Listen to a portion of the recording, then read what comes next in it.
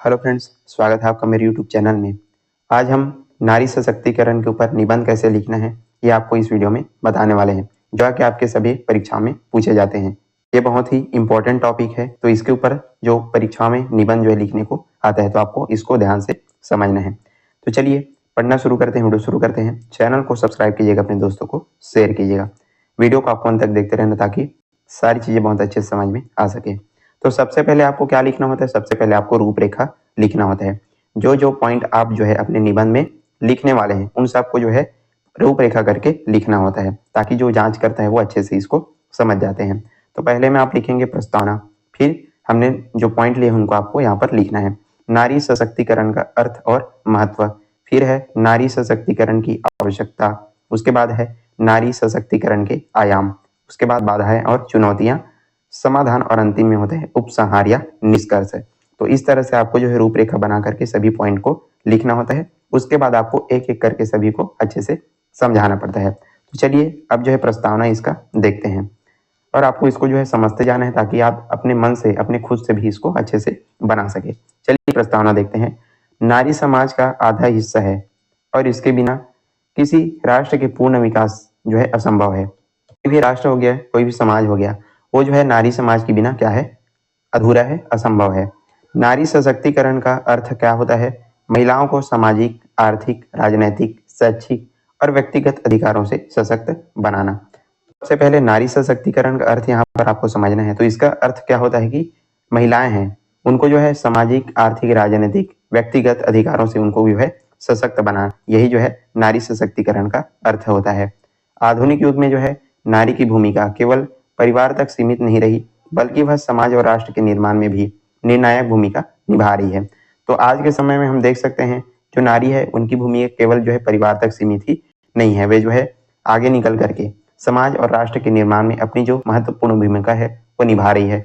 समाज में महिलाओं की स्थिति में सुधार और उन्हें समान अवसर प्रदान करना आज की आवश्यकता है। तो आज जो है इनकी स्थितियों में काफी सुधार आ चुका है और उनको जो है समाज में एक समान अवसर प्रदान करना अत्यंत आवश्यक हो गया है, जो कि आज देखा जा सकता है। चलिए अब जो है दूसरा पॉइंट समझते हैं। हमने जो है प्रस्तावना आपको समझा दिया। दूसरा पॉइंट है नारी सशक्तिकरण का अर्थ और महत्व। तो अब इसका आप जो है अर्थ और महत्व लिखेंगे। इसे आपको बता दूं, ये जो है बहुत ही महत्वपूर्ण टॉपिक है। इस पर जो है निबंध लिखने के लिए आता है आपके परीक्षा में, जो कि इसलिए आपको जो है इसको अच्छे से ध्यान से समझते जाना है। तो चलिए अब इसका अर्थ और महत्व देखते हैं। नारी सशक्तिकरण का मतलब है महिलाओं को जो है स्वतंत्र रूप से निर्णय लेने, शिक्षा प्राप्त करने, रोजगार करने और अपने अधिकारों के लिए आवाज उठाने का अवसर देना। तो इसका मतलब क्या है? जो भी महिलाएं हैं उनको स्वतंत्र रूप से अपना निर्णय लेना, उनको जो है शिक्षा प्राप्त करने का अधिकार, रोजगार करने का अधिकार, साथ ही साथ अपने जो अधिकार हैं उनके ऊपर जो है आवाज उठाने का अवसर देना है।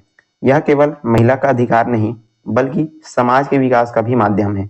तो ये सिर्फ जो है मतलब महिला का अधिकार नहीं है, इसका मतलब ये नहीं कि सिर्फ ये जो है महिलाओं का ही है, बल्कि पूरे समाज के विकास का ये क्या है? एक माध्यम है, जरिया है।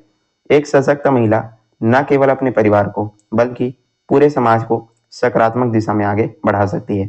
तो एक सशक्त नारी है वो सिर्फ अपने परिवार तक ही सीमित नहीं रहती, वो जो है पूरे समाज को एक सकारात्मक दिशा में आगे बढ़ाने का जो हौसला है वो रखती है। तो इस तरह आप जो इनका अर्थ और महत्व समझेंगे। चलिए तीसरा पॉइंट देखते हैं, नारी सशक्तिकरण की आवश्यकता। अब क्यों इसकी आवश्यकता है नारी सशक्तिकरण की, इसको समझते हैं। भारत में लंबे समय तक महिलाओं के साथ भेदभाव और अन्याय होता रहा है। यहाँ पर आपको एक चीज और नोट करना है कि किस तरह से आप जो है निबंध लिखेंगे, इसको आपको ध्यान में रखना है। पहले आप जो है इसको अपना जो टॉपिक है उसको लिखेंगे, इसके बाद इसको अच्छे से डील करेंगे, समझाएंगे। तो भारत में जो है लंबे समय तक जो है महिलाओं के साथ क्या हो रहा है? भेदभाव हो रहा है, अन्याय होता रहा है। बाल विवाह, दहेज प्रथा, शिक्षा की कमी और घरेलू हिंसा जैसी समस्याएं महिलाओं की क्षमता को सीमित करती रही हैं।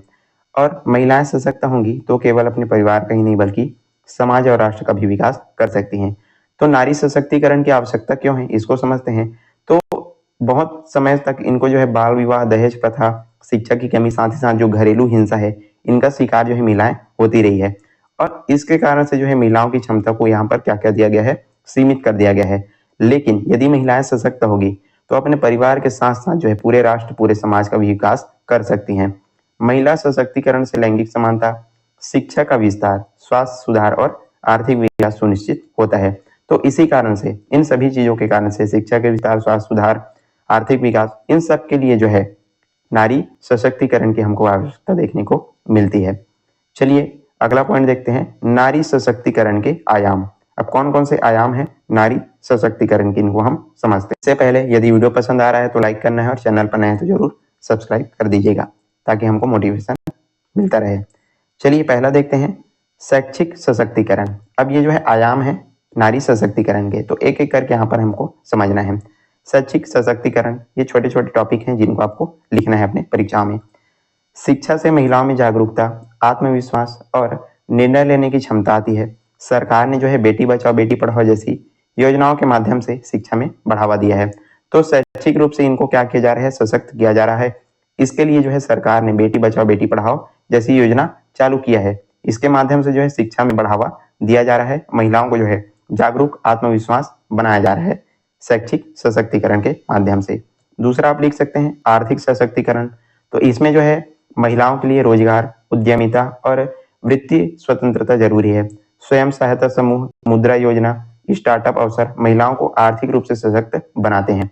तो अब आर्थिक सशक्तिकरण क्या है, इसमें क्या किया जा रहा है, जो भी महिलाएं हैं उनको रोजगार, उद्यमिता का अवसर जो है प्रदान किया जा रहा है।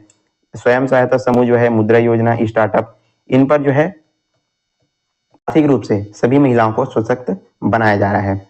तीसरा है सामाजिक सशक्तिकरण। अभी आयाम पढ़ रहे हैं, उसके अंतर्गत जो है सामाजिक सशक्तिकरण है। तो चलिए इसको समझते हैं।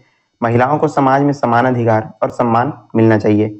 दहेज, बाल विवाह, घरेलू हिंसा जैसी कुरीतियों का उन्मूलन आवश्यक है। तो इसके लिए भी जो है महिलाओं को सामाजिक रूप से उनका सशक्तिकरण किया जा रहा है ताकि उनको जो है समान अधिकार मिल सके, उनको सम्मान मिल सके। और जितने भी कुरीतियां हैं समाज में, जैसे दहेज, बाल प्रथा, घरेलू हिंसा, को हटाया जा सके। तो इस तरह से यहाँ पर सामाजिक सशक्तिकरण प्रदान किया जा रहा है। फिर है राजनीतिक सशक्तिकरण। पंचायत से लेकर संसद तक महिलाओं की भागीदारी महत्वपूर्ण है। आरक्षण और नेतृत्व के अवसर उन्हें सशक्त बनाते हैं। तो छोटे से बड़े स्तरों तक, जैसे पंचायत से लेकर के संसद तक, महिलाओं की जो भागीदारी है यहाँ पर बहुत ही महत्वपूर्ण है। आप सभी लोग इसको देख रहे हैं।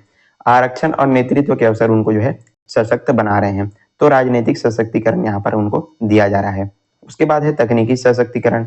डिजिटल शिक्षा, ऑनलाइन रोजगार और डिजिटल भुगतान महिलाओं को नई शक्ति प्रदान करते हैं ताकि हमें किसी प्रकार का कोई भी परेशानी उनको सामना न करना पड़े। तो डिजिटल शिक्षा हो गया, डिजिटल भुगतान, इन सब के कारण जो है उनको तकनीकी जो सशक्तिकरण है वो प्रदान किया जा रहा है। उसके बाद है सरकारी प्रयास। सरकार क्या क्या प्रयास करती है इसको हम देखते हैं महिलाओं को, नारियों को सशक्त बनाने के लिए। तो भारत सरकार ने नारी सशक्तिकरण के लिए जो है कई योजनाएं चलाई है, जैसे कि बेटी बचाओ बेटी पढ़ाओ, उज्ज्वला योजना हो गया, जननी सुरक्षा हो गया, जननी शिशु सुरक्षा कार्यक्रम, महिला हेल्पलाइन, पंचायतों और शहरी निकायों में महिला का आरक्षण। तो इस तरह से जो है सरकार भी प्रयास कर रही है ताकि महिलाओं को एक अच्छा समाज में मान सम्मान मिल सके, उनको सशक्त किया जा सके। तो इसके लिए कई योजनाएं चलाई जा रही है जिनको आप सभी लोग जानते हैं, बेटी बचाओ बेटी पढ़ाओ, उज्ज्वला योजना, हेल्पलाइन नंबर जो है यहाँ पर दिया जाता है ताकि कोई परेशानी ना हो। उसके बाद पांचवा पॉइंट यहाँ पर हम लिखे हैं बाधाएं और चुनौतियां। तो चलिए इसको समझते हैं। सामाजिक और पारिवारिक सोच, अशिक्षा, आर्थिक निर्भरता और सुरक्षा की कमी महिलाओं के सशक्तिकरण में बाधा डालती है। अब हम सभी लोग जान चुके हैं कि इनको जो है सशक्तिकरण महिलाओं का किया जाना है, लेकिन इसके अंदर जो है काफी जो है बाधाएं और चुनौतियां हमको देखने को मिलती है। कौन कौन सी चुनौतियां हैं, जैसे सामाजिक और पारिवारिक सोच, जो लोग जो है पुराने सोच के हैं तो उनको ये सारी जो चीजें हैं अच्छी नहीं लग पाती, तो ये भी एक चुनौती के रूप में, बाधा के रूप में सामने आता है। अशिक्षा है, आर्थिक निर्भरता और साथ ही साथ सुरक्षा की कमी हमको देखने को मिलती है। तो ये सारी चीजें जो है महिला सशक्तिकरण में बाधा उत्पन्न करती है, एक चुनौती के रूप में देखी जा सकती है। ग्रामीण क्षेत्रों में जागरूकता की कमी भी एक बड़ी चुनौती है। साथ ही साथ जो ग्रामीण जो अंचल है, ग्रामीण जो क्षेत्र है, वहां पर जो है बहुत ज्यादा जागरूकता की कमी है।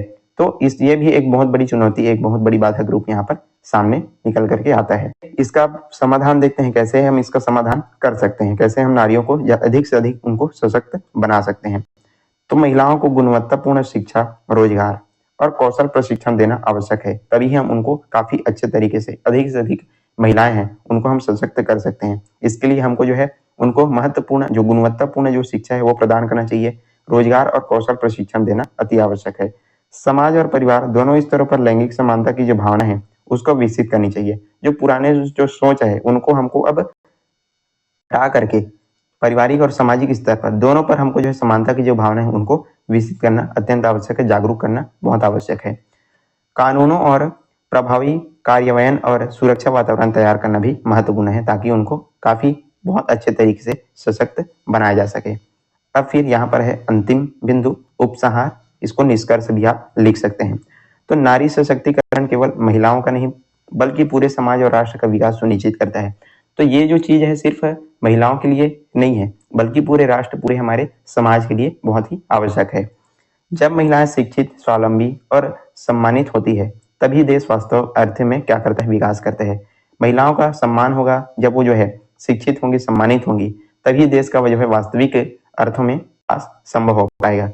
इसलिए यह आवश्यक है कि समाज के हर व्यक्ति के प्रयास से नारी शक्ति को पूर्ण रूप से सशक्त किया जाए। इसलिए हम सबका एक प्रयास होना चाहिए, समाज के हर व्यक्ति का एक प्रयास होना चाहिए कि हम जो है अपनी तरफ से पूर्ण प्रयास करें इस नारी सशक्तिकरण के ज्ञान को पूरी तरीके से सशक्त बनाने के लिए। तो इस तरह से आप जो है उपसंहार लिखेंगे और अंतिम में यहाँ पर एक लाइन यहाँ पर दिया गया है, नारी का सम्मान राष्ट्र की पहचान। तो इस तरह से आप जो है अपने तरीके से कोई भी एक बढ़िया सा लाइन यहाँ पर लिख सकते हैं। यहीं पर आज का हमारा ये जो वीडियो है निबंध जो कि नारी सशक्तिकरण पर था, बहुत अच्छे तरीके से समाप्त होता है। हमने पूरा सारी चीजें बहुत अच्छे तरीके से आपको समझा दिया। आई होप आपको सारी चीजें बहुत अच्छे से कंप्लीट समझ में आ गई होगी। यदि वीडियो पसंद आया तो लाइक की जगह ज्यादा से ज्यादा शेयर करना है और चैनल पर नए हैं तो जरूर आपको सब्सक्राइब कर देना है। चलिए आज के लिए बस इतना ही, मिलते हैं इसी प्रकार के अन्य वीडियोस के साथ, तब तक के लिए पढ़ते रहिएगा। धन्यवाद।